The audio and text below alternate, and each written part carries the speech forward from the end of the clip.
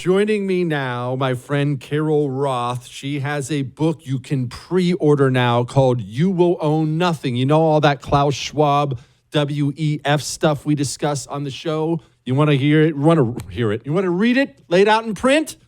You Will Own Nothing by Carol Roth. Okay, Carol, before we get to owning nothing, which I basically already do since I'm married, let's get to the First Republic. Why is the government seizing banks and handing them to other banks? What happened?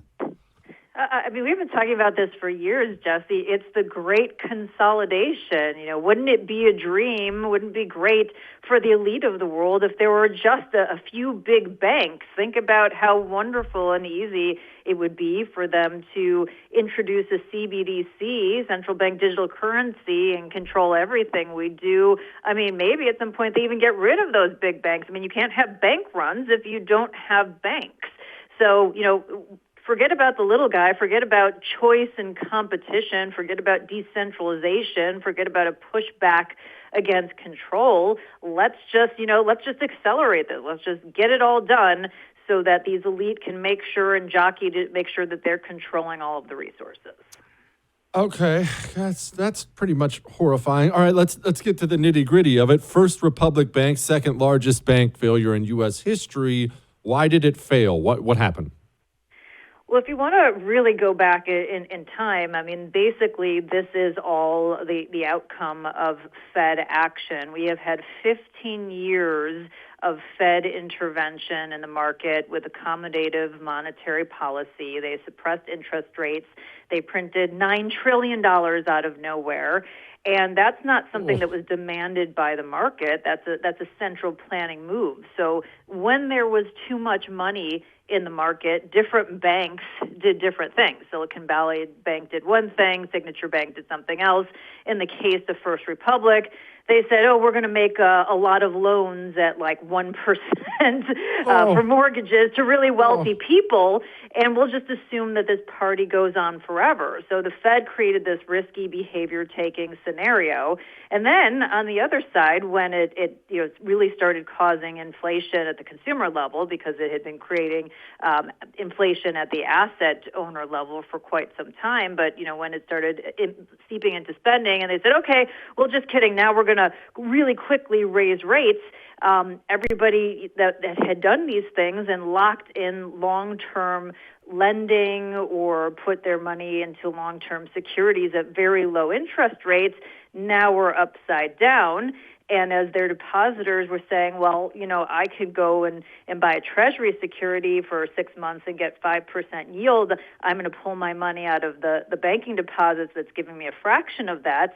All of the banks, got upside down in terms of their balance sheets, and then they needed to be rescued by the same people who caused the problem. So people will tell you it was the Fed's inaction. They didn't regulate them. They didn't oversee them. But this was squarely the Fed's action over the past 15 years, which has accelerated over the past few years. Speaking with my friend Carol Roth, author of the book You Will Own Nothing. Carol, okay, so help me explain this. You say First Republic Bank got a bunch of money in from the feds, from our idiot federal government, and started handing out 1% loans. I can't even say that with a straight face. 1% loans to people, thinking it would go on forever. But why would anyone think that? I'm an idiot, and I would know there would be an end to that. These are, even if these are leftist ideologues or whatever they are people with educations at fancy schools like you went to. How could you be so stupid as to think this would go on forever? Yeah, thanks for lumping me in with the global elite there. You're a former investment banker. I'm a recovering investment banker. It's a 12-step program. This is really the big mystery, because even if you look at Silicon Valley Bank, their CEO was on the board of the San Francisco Federal Reserve.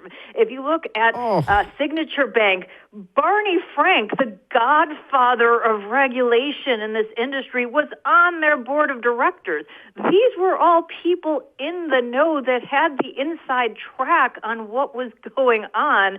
So either they really drank the Kool-Aid made, or there was something nefarious where everybody was kept in the dark. But not to say that these CEOs weren't to blame, because this is just a boneheaded move. As you said, everyone else could see that something had to be done. But they just somehow bought into it. And I do think that is the missing puzzle piece here, because it was all the people who were well connected, that whether they parked money in treasuries that had a 10-year duration, or they gave out these long-term mortgages, they just, I guess, are so insulated in a way, and believing that each other's that they just thought this party was going to go on forever.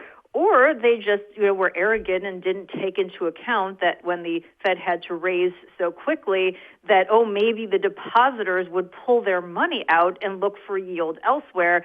And I think that's, some hubris and some arrogance in that as well.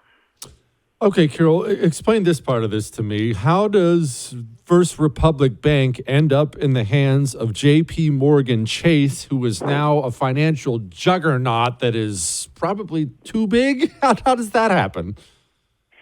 Yes, so too big to fail is getting just much larger. This great consolidation is happening. I mean, the reality is that, in a sense, this was going to be ugly, because when you have these assets on your balance sheet that today don't look so hot, maybe if you hold them to maturity, you get your money out of it, but today the market discounts them because you could get better yield elsewhere. When a company takes those over, they have to do what's called mark to market. They have to basically show what the value is today, not what it might be in the future. So that looks really ugly. That can hurt the capital controls, or the capital requirements, for the big banks. So this is something that Jamie Dimon had to navigate very carefully. And since he's been in this position before, and he's good buddies with all the folks in the banking regulation area, and the people in the Fed and the people in the Treasury, he was pretty clear about, here's the good stuff. I'm going to keep the good stuff, and then you're going to help me backstop the bad stuff. And by the way, you're going to give me a loan, and that loan, the interest rate on that has not been disclosed. But if I were a betting woman, and I'm not, but if I were, I would say there's probably a really attractive interest rate that's below market that's attached to it. So he's been there, he's been at the table before, and he knew what to do in order to benefit himself and his shareholders. Is there a problem, just really quickly, we've only got about a minute here, is it a problem how much of the market they now own? I mean, it certainly creates systemic issues. If you want to talk about too big to fail, as these banks become bigger and there isn't decentralization, if something goes down with them, not a lot of places to absorb shock in the system, unfortunately. So decentralization is our friend. Unfortunately, we are trending in the wrong direction. Carol Roth, you are the best. The book is You Will Own Nothing. Thank you, Carol. Always a pleasure. That hurts. What? It hurts me. Chris, you should have seen how attentive Chris was, because we were talking about banking. Did you pick up a lot of that? What, Chris? Never mind.